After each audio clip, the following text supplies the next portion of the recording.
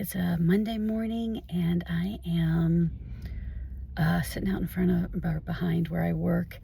I just wanted to touch base since I said I would make more videos. Um, Things aren't changing much, and I'm not feeling so clear-headed this morning to be able to say exactly like, oh, this and this and this is exactly what's happened across the last several days. But I can tell you there was one day, maybe it was last Friday, that I did a water fast just for 24 hours. And I didn't even do it strictly to know for sure if I got to the 24-hour mark. I don't know what time I had dinner the night before. And I did eat dinner as soon as I got home from work that night. But anyway, water fasting for a day. And I know that I had been doing my new supplement regime with my bulk powder supplements, certainly every evening as much as possible, and some of the mornings, a lot of the mornings, but it wasn't staying super consistent in terms of like to be like, yes, every single night, every single morning. There were times I was forgetting them, and then I had a point where I just didn't really feel well at all one day, and I decided to back off of them for a day or two. So that's lasted definitely at least 3 days, maybe more than that, that I've stayed off of my bulk powder supplements. And it's not that I'm going to quit taking them. I'm going to start again anytime soon, I hope. But I just had a day that I had a lot of heartburn feeling, and it's kind of severe burning pain with it. And I thought, well, I've got to figure out how much of the HCl betaine supplement I can take. And I don't know if any of the others are affecting it, since it's a mix of things that I'm doing. And that's probably not that unusual to have to change. Like, what if my body started making more of what it needs in my stomach, and then I'm adding too much? I don't know. I hadn't even been being all that consistent about how I was measuring it out. Like I said, it's a bulk powder. It's not that easy to measure it exactly.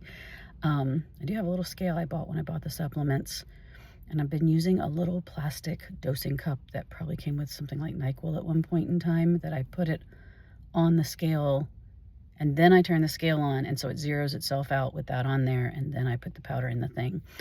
But it's still not easy to use a spoon to scoop the exact amount of powder I want and always get the same measurement every day.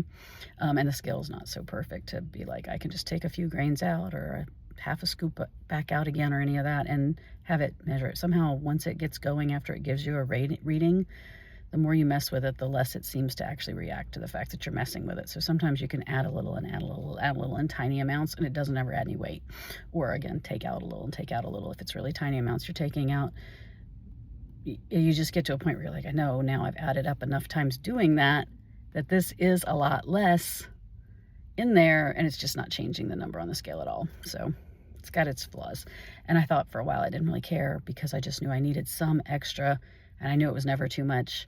And then when I got to where it is too much, I got to figure out either how to measure it better, or at least to get pretty close.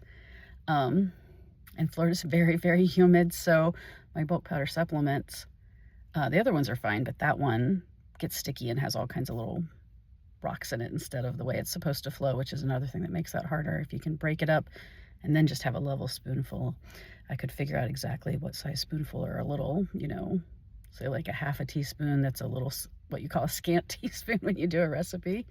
I could figure out a way to do it if I could make it always a level amount in my measuring spoons when I'm trying to do this. But that's all been kind of just all over the place because of the difficulty of it having the moisture in it, and some of it sticking together. So anyway, I was trying, and then I had to take a day or two off, and it's ended up being at least 3 days. I don't know how many days in a row I've not taken any. So I did not take any this morning. Didn't take any the morning of the 24-hour water fast either. Today I decided to do a dry fast for 24 hours. It's just a constant thing that I need to figure out ways to reduce inflammation. And then I'm inflamed again, and then I got to reduce inflammation again. Or I get inflamed again, and it just keeps going up and up and up. The day I did the 24-hour water fast, I lost like 12 pounds in water weight. So obviously that is just, I think it's obvious. I think that's the thing to say, that it's just all tons of inflammation that just went flowing out of me during that. It's creeped back up a little over the few days since then that I have my weight is very high right now. It's just insane to me how high it is. And I think a lot of that has to do with things with the fact that I live in the water damaged building. Um, but at the very least, things that are literally just inflammation weight, it's nice when they go away and you can see it on the scale and be like, see, this is not as bad as it looks by this number, even though it is actually as bad as it looks by the number, just in a different way.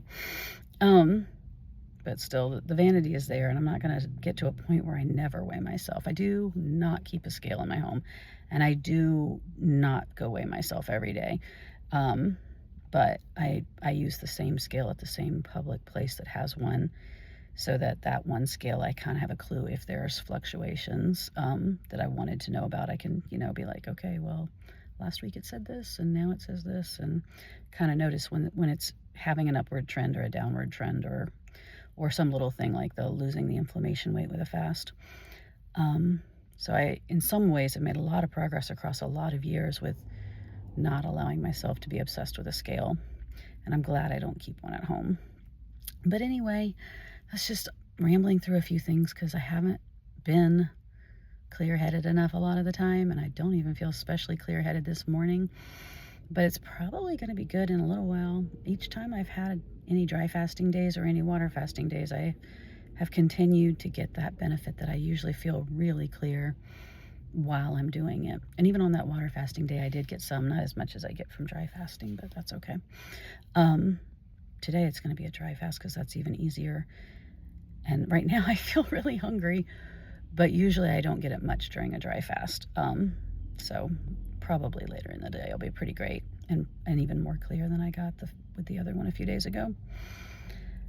So anyway, now that I have, I think, covered each of those things, I should get myself into work soon. I came in early just because of the fast, thinking, if I'm sitting around at home, I'm just going to be tempted to eat or forget what I'm doing and eat without thinking.